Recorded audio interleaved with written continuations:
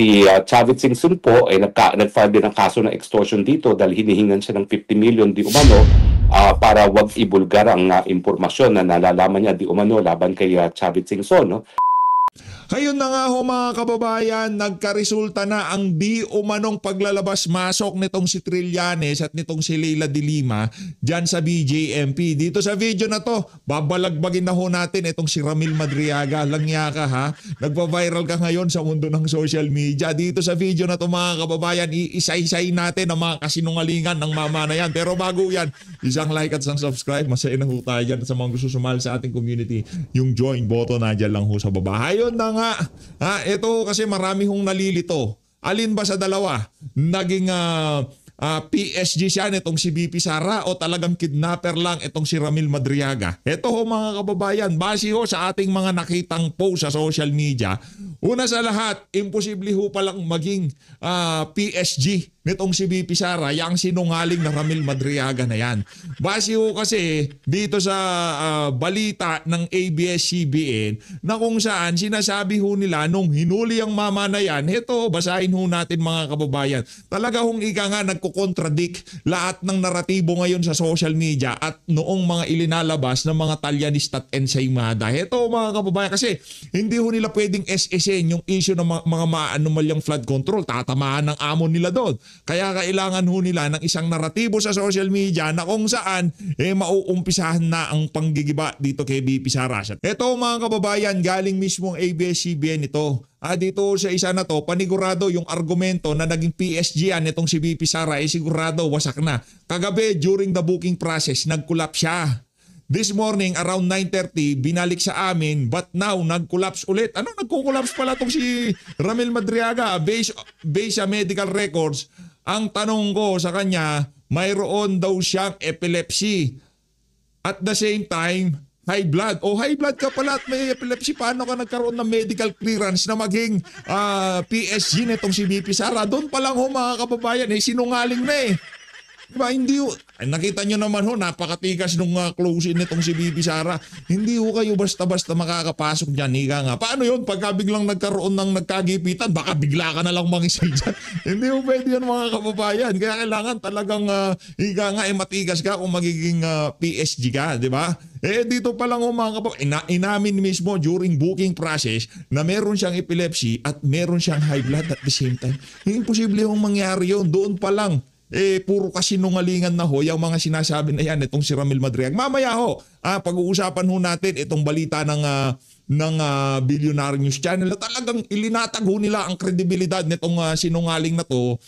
Alam naman ho natin at alam ng Billionaire News Channel kung sino may pakawala dito sa mama na to. Ito ho mga kababayan. Ito, tuloy natin. Iniiwasan mag-conflict ang dalawa because it might be na maparalyze siya. Villaseran noted. Yan ho mga kababayan, doon pa lang sa sinasabi niya na naging PSG siya nitong si BP Sara, automatic kasinungalingan na ho yan. Ano pa? Ito ang balita ng News 5 2 years ago. 2 years ago ho ito. Dito ho makikilala nyo kung sino yung Ramil Madriaga na yan. Dito ho mga kababayan, makikilala ho natin siya. Ito, game. Hawak na ng mga pulis ang 5 sospek sa pagdukot sa magpinsang negosyante sa Tondo, Maynila nitong nakaraang taon. Lang yan, magdurukot pala yan eh. Nasa kulungan. Hawak na ng pulis. So pagka nagsalita siya, wala nang mawawala sa kanya. Palakpakan. Pambihira. Subukan gawin yan. Yung mga kasinungalingan na yan, yung tipong nasa laya ka, sasabihin mo yan kay BP Sara, talagang may kalalagyan ka. Paano mo pakakasuhan yan? Nakakulong na yan.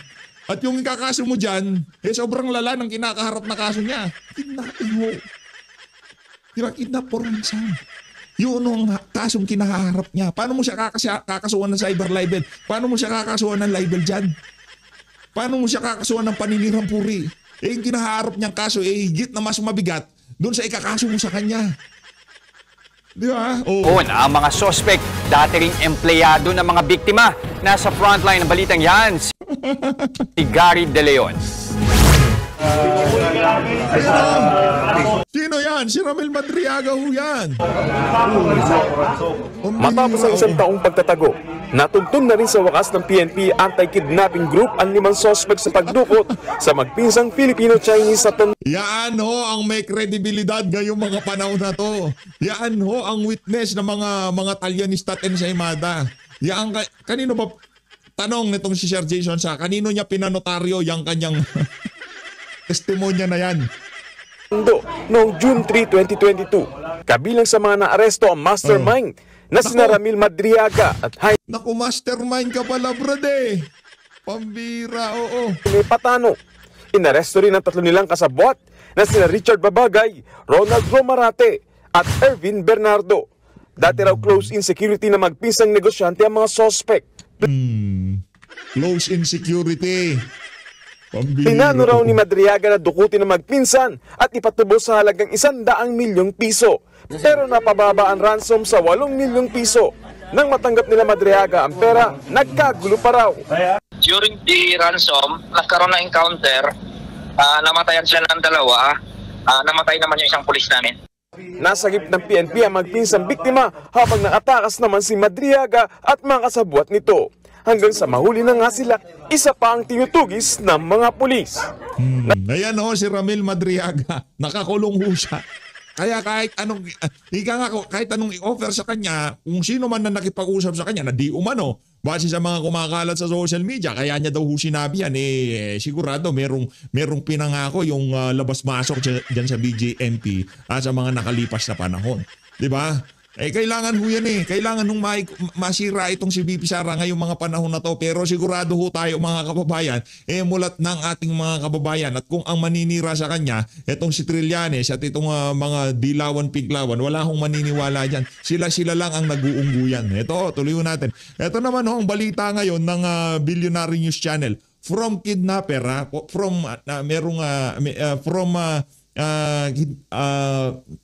mandurukot at nagpapatubos ng kanyang mga dinukot,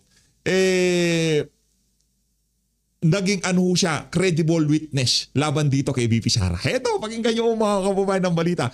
Yung nakakulong na nagpabayad dahil nandukot sila ng 8 million, ngayon pagka pinuportray siya sa social media at mainstream media, akala mo kung sinong talagang napakatinong tao. Pakinggan natin to. Pakinggan natin ang Billionaire News Channel kung paano nila i-build up itong mama na to para talagang epektibong game.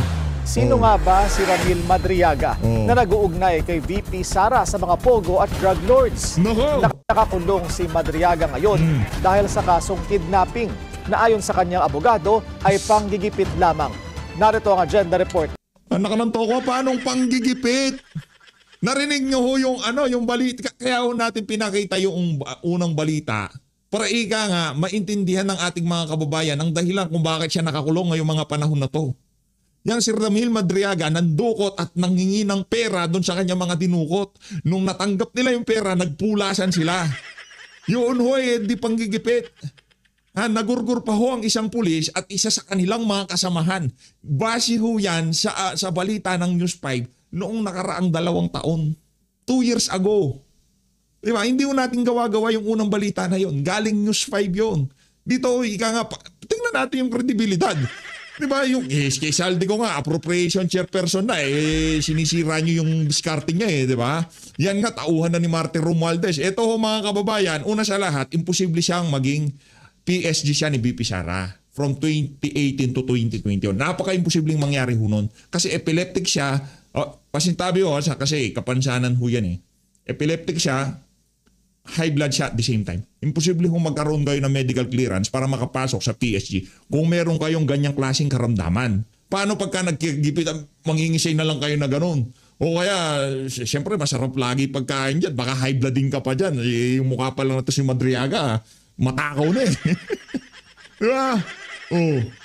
Pinapatubos ho nila yung kanilang, kinuha ho sila bilang tagapagbantay ng mga Chino. Ang ginawa ho nitong si Raulo na to, kinuha ho nila at pinapatubos ho nila ng 100,000 piso. Isipin nyo naman kung gaano ni Dexter Ganibe ng Abante. Dexter Ganibe, Abante. Yan ito from mandurukot at nagpapatubos, eto na ho siya ngayon. Game. Si Ramil Lagunoy Madriaga, nakilala noon bilang Kuya Ram sa Office of the Vice President, ay dating Kuya Ram? Talaga? Kuya Ram? Anak ng toka. Sino nagsabi? Sinong tumawag? Lang yatong Abante News na to, ha? national convener ng Isip Pilipinas, so Inday Sara is my president. Hindi ko na balitaan yan, yung Isip Pilipinas na yan. Baka ginawa lang yan ni Ramil Madriaga para mapansin itong si Bibi Sara. Nabatay sa kanyang sinumpaang salaysay, sinooy Mayor Inday Sara ang nag-utos sa kanya para itatag noong 2020 bilang paghahanda sa presidential candidacy ng Mayora.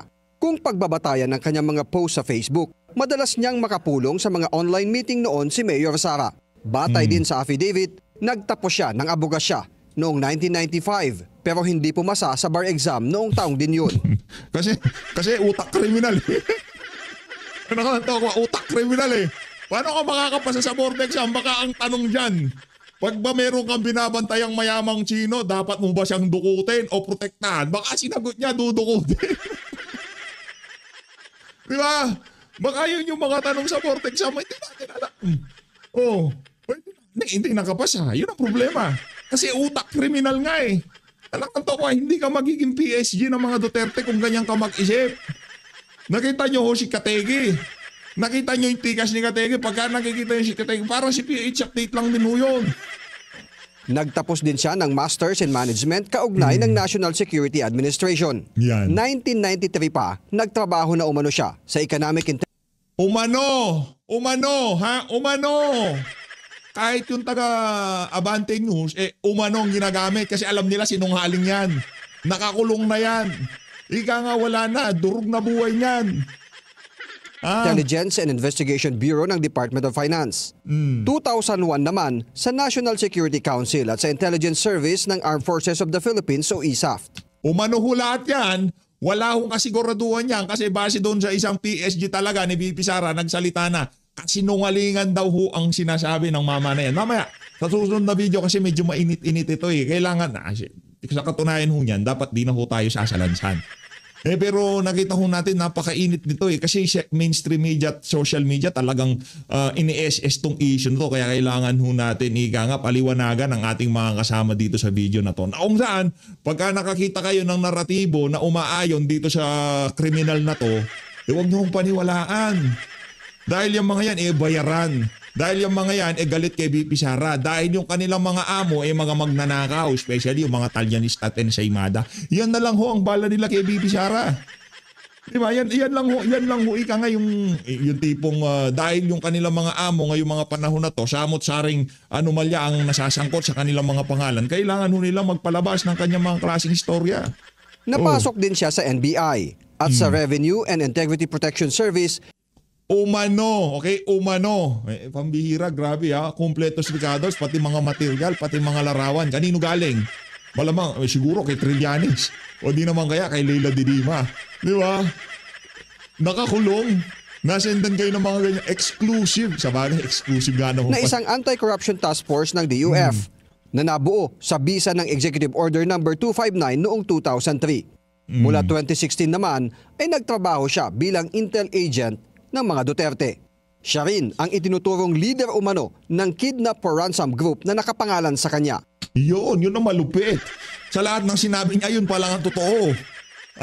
Leader siya ng Kidnap for Ransom Group na siya rin ang nakapangalan. Palakpakan. Yun pala ho eh. Maliban doon sa mga sinabi niya, anak ng toko ha. Di ba? Batay sa mga report, notorious ang grupo ni Madriaga dahil sa pag-torture umano sa mga biktima at pinapadala ang brutal itong mama na to. Nako, brutal. Tawan sa kamag-anak para makumbinsing magbayad ng ransom. Dati na siyang nahatulan sa Pasig RTC sa kidnapping taong 1997. Pero matagal na ho niyang racket yan. Yung pangunguhan ng tao tapos pinapabayad siya. Sura ng Supreme Court ang kidnapping for ransom case laban sa kanya at ilang kapwa-akusado. Yan. Noong July 2023, inaresto si Madriaga dahil sa bagong kasong kidnapping ng Di ngayon mga kababayan, siyempre screening yan. Titignan nila kung meron kang criminal record. Mag-PPSG ka. Meron kang na-acquit ka lang, umabot lang ng Korte Suprema yung kaso mong kidnapping. Doon pa lang, anak ng tokwa, ang dami dyan. Ang daming galing sa Marines, galing sa Army, galing sa Navy, galing sa, di ba, Bureau of Fire Protection o kung saan mga ahensya ng pamahalaan, di ba? Kukunin mo pa yung merong history ng nangunguha ng tao nung 1997. Hindi naman ganun yun. Lalo na maglilingkod ka sa mga Duterte. Ang ano yan, may pit yan sa ganyan, di ba? Tatlong Chinese national. Dahilan kaya siya nakapiit sa BGMP facility sa Camp Bagong Diwa ngayon. Si Attorney Javi Roque ang abogado ng mga biktima. Ayon sa abogado ni Madriaga, panggigipit lang ito sa kanyang kliyente. Simula lahat ng problema niya na to, nung time na idemanda niya si Attorney Harry Roque, doon na nagsimula problema niya. So ang feeling niya talaga, nakadagan yung problema sa kanya, pinagtulong-tulungan siya, pinabayaan siya, inabandona. At ang sabi niya, ilalabas kayo nalalaman ko tungkol sa usapin na yan. Gusto ko rin malaman ng taong bayan kung ano talaga yung galawan pagdating sa pera at iba pa mga sensitibong bagay na nandun sa amin. Wow, galawan. Galawan, ikaw talaga attorney, oo. Ha? Kumusta yung pagpupulong nyo ng mga dilawan at tinklawan, anak ng Veterang Garapata? Brad, yung galaw nyo ay talagang ika nga ay masyadong ang tawag dito, masyadong obvious.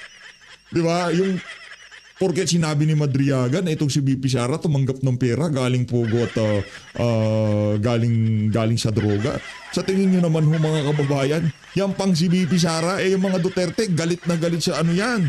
At hindi ho eto, balita natin, pagkakakilala natin dyan sa alin na yan, mas matapang yan kay BP Sara. Pagka binigyan mo daw ng kung ano-ano yan, anak ng toko, ipapabalik niya daw sa inyo yan.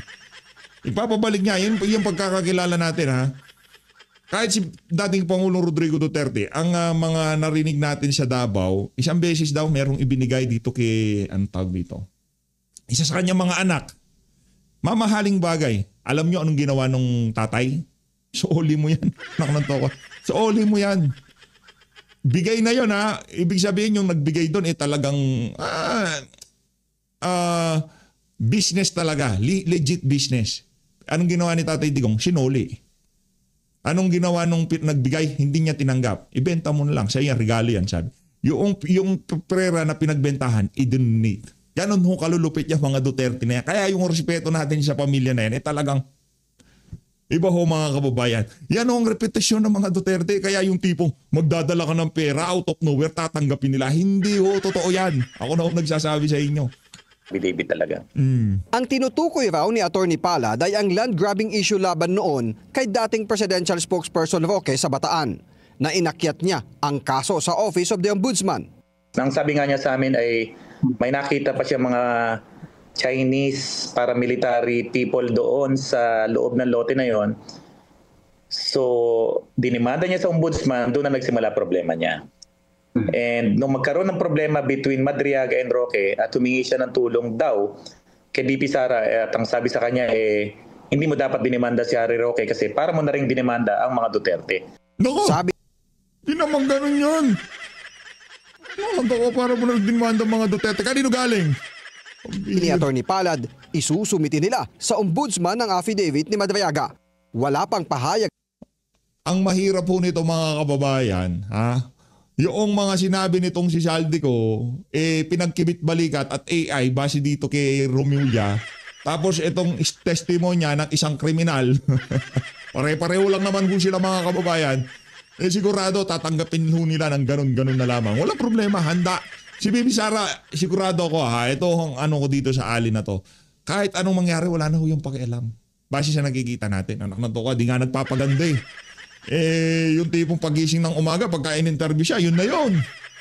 Yung hindi siya kagaya nitong si Marcos Jr., masyadong conscious sa sinasabi niya, masyadong pulido lahat ng galaw niya. Walang ganun si BP. What you see is what you get, ika nga. Ha? Yung ngayong mga panahon na to, hindi siya nag-iisip para sa 2028. Yan ang kagandahan dito kay BP Sara. Kumbaga, kung magiging presidente ako, magpipresidente ako, kung makukulong ako, wala akong pakialam sa inyo. Pero sigurado ko dito, sa PH Update, pagka naupo yan sa 2028, anak ng toko, oy Ramil Madriaga, kung ano man ang pinangako nila sa'yo, pambihira, oo. Hindi mo makukuha yan. Makakalaya ka? Siguro, malamang, ay sa bagay, no? Kerwin Espinosa nga, napalaya nila di ba? Matindi ho yun. Self-confess yun, napalaya nila. Ito kahit huli na sa akto, malakas ang ebidensya, sasabihin nila, panggigipit lang yan, nitong si Harry Roque. Speaking of Harry Roque, mga kababayan, ito na. Lalo nyo na kung makikilala nito, yung si Ramil Madriaga. Ito, linagay ko dito mamaya, papasadaan din ho natin ito. Meron ho tayong nakitang post galing dito kay Sir Ronald Giancarlo Cardema, ha? Kung ano nga ba ang sinasabi ng larawan na yan na kung saan ang inaugurasyon nitong ating napakagandang Vice President, bakit meron silang larawan nitong si Ramil Madriaga? Mamaya mga kababayan, aalamin ho natin lahat yan. Kasi pag ang kasinungalingan kasi kahit anong gawin mo dyan, hindi makakalusot yan sa katotohanan. Ito si Attorney Harry Roque. Game. Umaga po sa inyong lahat, no? At Christmas na kaya may mga Christmas decorations na, pero siyempre tuloy-tuloy pa rin po ang usapan natin tungkol sa ating mga buhay dito sa Pilipinas, sa buong mundo, no?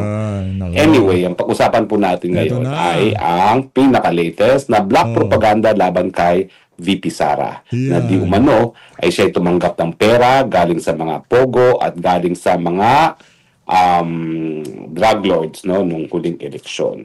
Well, unang-una po dapat po bago tayo maniwala sa mga impormasyon ay pinapakalat laban kay VP Sara, dapat alam natin na talagang gusto sirain ng Bangag administration si VP Sara dahil ayaw nila na sumunod na maging leader itong si VP Sara, no? So talagang gagawin po nilang lahat para sirain siya. Lahat na nga binato sa kanya, para ako din, no? Binato ng lahat sa kanya, pero patuloy pa rin ang pagtitiwala ng ating mga kababayan kay VP Sara. So hindi na po ako nagugulat dito sa mga bagong paratang na siya daw ay tumanggap ng pera galing sa pogo at galing sa mga drug lords. Pero ang akin lang po, kakilala ko po kung sino yung Madriaga na nagsasabi na siya ay dating aide ni VP Sara.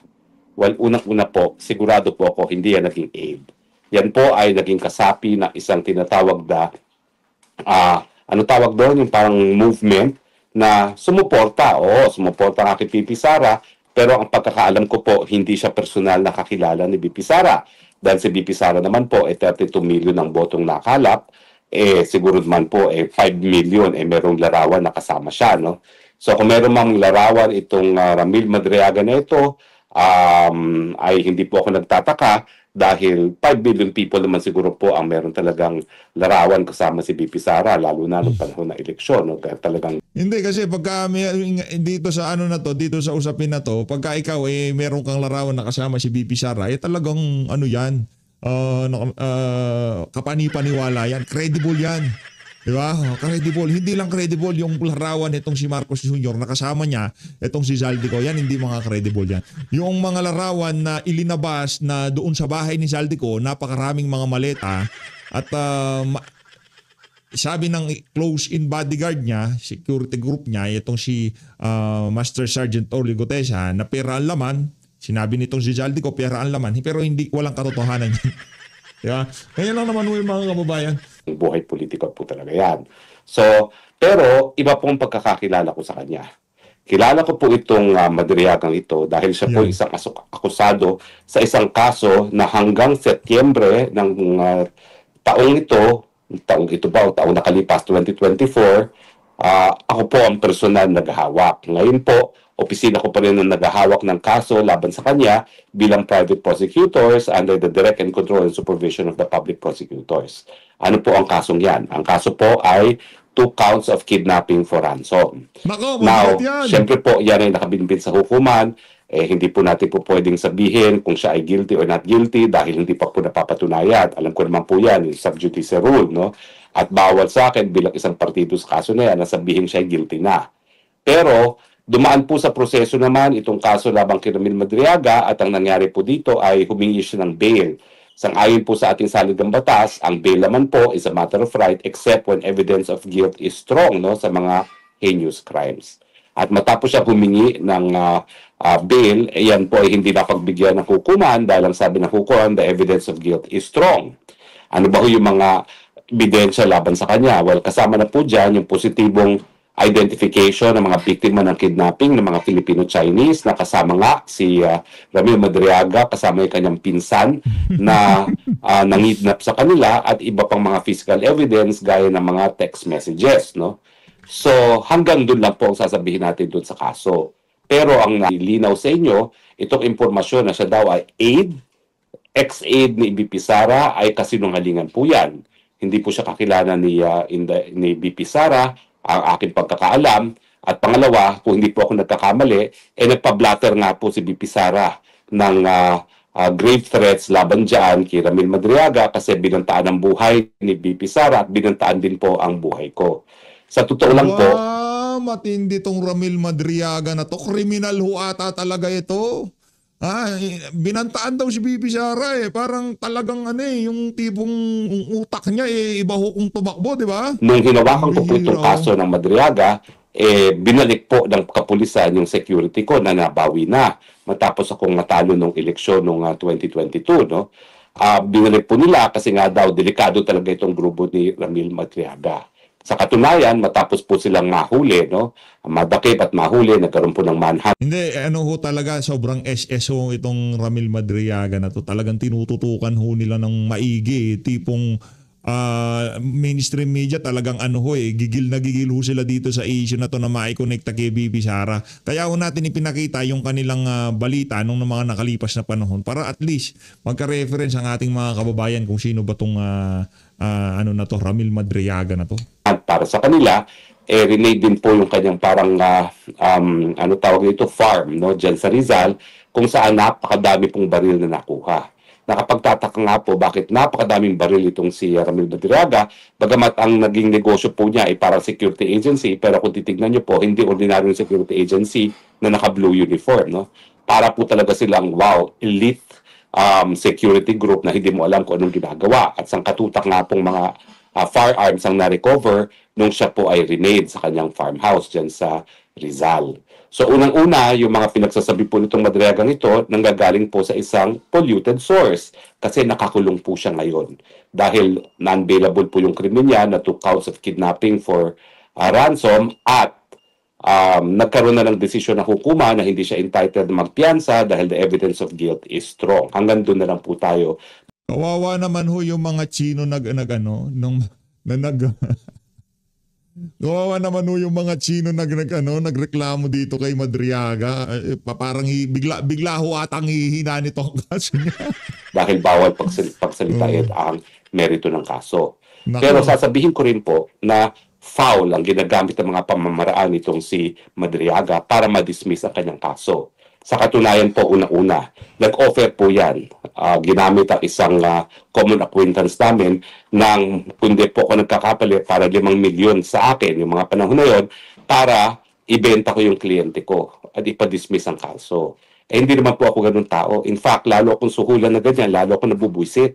Kasi ako medyo mayabang ako Yung aking mga ninuno naman, nagnegosyo, naghanap buhay ng matino, at iniwan naman po ang sapat-sapat na biyaya sa amin para kami mabuhay ng komportable. So hindi po ako nabulag dun sa 5 million niya para ibenta yung aking kliyente. At kaya naman po kahit ang mangyari, hindi ko binibitawan yung kliyente ko, no? Dahil lalong nag-isip siya na mabibili niya ako para ibenta yung kliyente ko, lalo naman akong naninindigan na dapat ang biktima ng karumalduman na krimen magkaroon ng katarungan. Yan naman po ang dahilan kung bakit ang buong karera ko bilang isang abogado ay halos lahat ng kaso ko, ako po ay private prosecutor. Dahil ako rin po ay palaki ng isang public prosecutor. Gusto ko sana maging public prosecutor, kaya lang talagang hindi sapat ang sweldo niyan. Kaya ang buhay ko, buong buhay ko, private prosecutor. Except for one time na yung kliyente ko na dating Vice Governor at Provincial Administrator ng Masbate ay nadepensahan ko successfully sa Sandigan Bayan doon sa tinatawag na voucher scam.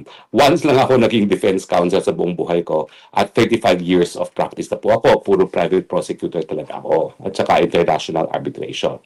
So, bukod doon sa panunuhod sa akin, ano pang ginawa ni Madriaga? Abay, ang ginawa po niya at dokumentado ko po yun ay nag-file siya ng separate kaso doon sa isang lupa sa Bataan na binili ng isang kumpanya na meron din akong interes at inakusa kami na kami daw po ay mga land grabbers. na-dismiss na po yung kasong yan ng DARAP, no? Pero meron din silang kaso sa ombudsman, hindi ba pinapansin ng ombudsman kasi ang ombudsman, gagalaw lang naman sila sa mga kaso na mayroong prima facie case, no? Ang kaso kasi na sinampa nung di umano, linangrab namin ay sinasabi na pineki ang pirma. Samantalang established naman po na kumarap siya sa notaryo at saka pirma niya yon, ay may mga larawan pa nga po na siya ang pumirma dun sa kontratang yon. So nagtataka po ako kung bakit ngayon sinasabi niya na land grabbing daw yon. But in any case, wala po akong direct involvement sa kasong yon dahil hindi naman ako pumirma ng kahit anong kontrata doon sa kasong yon, no? At gaya ng aking sinabi, dinismiss naman po ng DARAP ang kasong yan. Bagamat itong si Ramil Madriaga ay, nagbayad po ng mga vloggers na sinasabing ako daw po ay land grabber, kaya naman namin na-booking siya kasi yung isa na nagpanggap na biktima, nakita namin sa isang larawan na kasama niya sa isang pagtitipon, no? Pero yung babaeng yun ay nagpanggap na biktima. Kasi officially, nagpanggap siya na biktima, pero kung hindi namin nakita yung Facebook picture ng babaeng yun, hindi namin malalaman na talagang kaibigang matalik pala yan ni Madriaga. So ganyan po ang kanyang mga pamamaraan. So ano ngayon ang ginagawa nitong Madriaga ito? Obviously, siya ngayon ay nagpresenta sa mga bangag na maging di umano whistleblower labang kay VP Sara kapalit na ipapadismiss ang kaso niya. Alam niyo, malungkot, napaka-advanced na po ng kasong yan. Kung hindi po ako nagkakamali, hindi naman naging testigo namin dito sa kasong ito at isang testigo na lang po ay magre-rest ng prosecution. Kasi magaling po yung judge dyan Doon sa petition for bail, may mas gagaling pa ba kay Boying Ray Mulya? Attorney? May mas gagaling. Natawa. Bring to a competent judicial authority. Anong ginawa ni Boying? Dinerecho sa dahig si Tatay Digong. Walang magaling sa mga yan. Mga bangag-huy mga yan. Malakas ang kaso laban kay Madriaga. Anong malakas? Papaikutan ho ng mga siraulo yan. Sa loob ng 10 araw ata, napakabilis ng panahon na yun, talagang pinapresenta ang pinakamalalakas ng mga ebidensya namin. At kung hindi ako nagkakamali, hindi naman bababa sa 8 testigo ang napresenta ko sa loob ng 10 araw lamang, no? Sana nga po lahat ng judges sa Pilipinas gaya ng judge namin, no? At matapos yung mahigit kumulang 8 testigo, nagdesisyon nga na malakas yung ebidensya at hindi po pwedeng mag-bail, no? So, in any case, ang sinabi niya siguro dito sa mga bangag administration, sige, idadawit ko si VP Sara, kapalit na ipadismiss yung kaso ko. Paano nila mapapadismiss? Nako, yung private complainant po, mga Filipino-Chinese, kung ano-ano pong nangyayari, na-raid ang kanilang negosyo, na sa tingin ko naman, yan ay isang pamamaraan para ma-pressure siya na pumayag na ma-dismiss ang kaso laban dito kay Madriaga. Sa akin, bakit naman po ganito? Mantakin niyo po, heinous crime ang nangyari. 2, hindi isang Filipino-Chinese sa mga kabataan ng kinidnap. At talagang mahigit 10 araw pa po ang nadetina yung mga bata at nagbayad po ng ransom yung mga magulang, no? At mabuti na lang po nagkaroon po ng bypass, so yung dun sa pagbabayad ng ransom nagkaroon ng operasyon at doon nahuli nga po yung mga co-accused ni Madriaga, no? Kasama na yung first cousin niya. At actually po, may mga namatay dito. 2 kidnappers sa pinaghihinalaan ang napatay po, doon nagkaroon ng putukan, at isang pulis. Naku, nakakaawa po yung batang pulis, batang-bata, no? Na pulis na taga Mountain Province, kung hindi ako nagkakamali, artistahin pa naman, no? So 3 po ang namatay doon sa operasyon para ma-recover yung 2 Filipino-Chinese. Bakit naman ganitong karungal-dumal ang kriminal neto? Bakit papayagan ng kahit sinong administrasyon na ma-dismiss kapalit lamang para idiin ang kalaban sa politika na si Inday Sara Duterte? So tingin ko po, desperado na talaga itong administrasyon neto at binababoy na pati ang sistema ng katarungan natin. Hindi ko po alam kung mape-pressure yung mga magulang na mga kabataang ito para i-dismiss ang mga kaso. Sana naman po hindi. Pero sa mga balitang nalalaman ko po ngayon, at ang pakiusap nga niya, wag na ako magsalita daw dahil baka lalo silang ipitin, nako, baka nga po at some point, bubigay, wag naman po sana dahil pag napalaya na naman itong mga ito, baka kung ano na namang krimen ang mangyari. Alam niyo po, sa katunayan, bago pa sila makasuhan dito sa kasong ito, na-convict po itong Madriagang ito for kidnapping, kasama din yung pinsan niyang buo. Kaya lang po, dahil yung mga panahon na yon, merong automatic death penalty, ang parusang napataw po ay death. At during the automatic review, kasi lahat po ng death penalty subjected to automatic review, na-reverse po ang desisyon. Siguro po, naisip na hukuma na kahit sino hindi dapat mapatawan ng parusang kamatayan, no? Kaya sila ay naabsulto. Pero nakulong na po yan, na-convict na po yan, kaya nga lang po, na-reverse on automatic appeal dahil death yung naging parusa. At si Chavit Singson po ay nag-file din ng kaso ng extortion dito dahil hinihingan siya ng 50 million di umano para wag ibulgar ang impormasyon na nalalaman niya di umano laban kay Chavit Singson, no? Pero hindi po siya inurungan ni Chavit Singson at sinampahan din ng extortion case, no? Hindi ko na po alam kung ano nangyari dyan sa kasong yan. Pati pala itong si Chavit, trinabaho nitong ano na to, nitong ang pangalan to, Madriaga na to, ibang klase. So yan po ang karakter na ngayon ay nagpipresenta na aide ni VP Sara na di umano ay tumanggap ng pera para kay VP Sara. Take note po, no, sa kanyang sinupang salaysay, wala naman po siyang sinabi na diretso niyang binigay kahit anong pera kay VP Sara. Ang sinasabi lang niya, yung isang beses binigay niya dun sa isang naging aide ni Inday Sara na pinasisinungalingan naman ng aide, at isang beses sa kotse daw na nagpalitan at kinuha yung kotse, no? Pero alam niyo po, ang impormasyon para mapaniwalaan dapat kapani-kapaniwala at dapat nanggagaling sa tao na kapani-paniwala. Kung ikaw naman ay nakakulong ngayon para sa 2 counts of kidnapping for ransom, minsan ikaw ay na-convict na for kidnapping with ransom din at kinasuhan pa ni Chavit Singson ng extortion, bakit naman niyang paniniwalaan? Isa pang bagay po paano siya nakagawa ng isang sinumpaang salaysay sa loob ng kulungan? Alam nyo, pangalawang beses na niya ginawa yan. Kasi doon sa kabahagi ng depensa niya, siya ay gumawa ng sinumpaang salaysay na sinumpaan ng isang piskal habang siya ay nasa loob na ng kulungan. Alam nyo, kung hindi lang ako talaga hindi mahilig personal, no? At ako naman talaga ay nakatutok lamang para sa pagbibigay ng katarungan sa mga biktima ng krimen, dapat pinuruhan ko rin yung piskal. Kasi yung piskal na yon, hindi naman siya assigned dun sa lugar kung saan yung kulungan, siya ay piskal lang, abay pumasok ng kulungan at para bigyan ng panunumpa itong si Madriaga para nga dun sa kanyang affidavit na ginamit dun sa piskalya, no, nung dinidinig on preliminary investigation, no. So sa akin, irregular po talaga yung ginawa ng piskal, kaya lang, bakit naman ako magsasampa sa mga kaso ng mga ganyan, no? Sigurado po ako dyan, merong dahilan kung bakit pumasok sa kulungan yung piskal na yon para bigyan ng panunumpa si Madriaga, pero pinasadyos ko na po yan, dahil anyway, hindi na makapanipaniwala yung mga sinabi niya doon sa affidavit na yon, no. Pero ngayon, sino na naman ang pumasok sa kulungan para siya ay panumpaan, no? Para dito sa kanyang sworn statement, no? Napakalakas naman talaga nitong Madriaga na talagang nagpapatawag talaga siya ng mga piskal pa, Yung una kasing piniresenta niyang sinumpang salaysay, piskal pa ang pinapasok niya sa kulungan. At yan ang nag-administer na oath sa kanya. So ngayon, I would be interested, baka yung kaparehong piskal pa rin ang nagbigay sa kanya ng sinumpang salaysay dyan sa loob ng kulungan, no? Pero sa akin po, tanongin nyo na yan. Paano nakakapasok ang mga taong ganyan para magbigay ng panunumpa? Napaka-espesyal naman itong taong ito, no? Para bigyan ng ganyang pribilehiyo na siya pa ang pinupuntaan ng mga subscribing officers sa loob ng kulungan. So ano po ibig sabihin nito? Naku, talaga pong hindi sila titigil hanggang hindi tuluyan. Ano lang ho yan mga kababayan, tayo ho dito sa PH Update. base sa ating mga nakikitang, kasi tinitingnan natin yung mga komento sa social media. Yung mga totoong taong nagko-komento, yung for example sa News 5, tingnan nyo ho yung mga post nila kaugnay dito sa balitahan na to. Talagang ang iyong